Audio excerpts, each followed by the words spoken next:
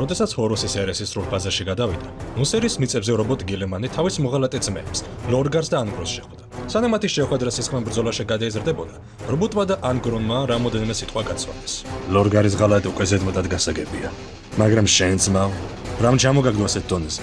ნუ თუ შენს თავის ქალაქში ჩაჭედილმა მანქანამ საბოლოოდ ჩაანაცვლა ერთგულება სიგიჟით. როგორი ბავშვურია. მართლაც სასოდავად ბავშვური. ბავშვური?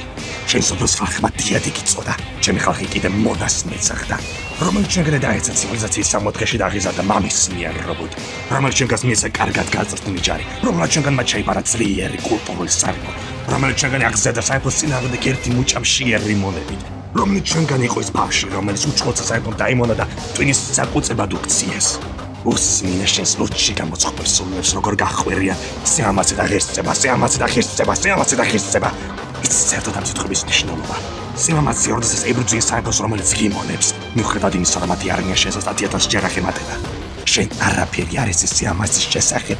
ღირსება არის, როდესაც ეწინააღმდეგები ტირანს, მაშინ როდესაც სხვები ხარბას სწოვენ და სუქდებენი ფარისეულობით, რომელსაც ის ტირანი იძლევა. შენ არაფერი არ იცი ღირსების შესახებ.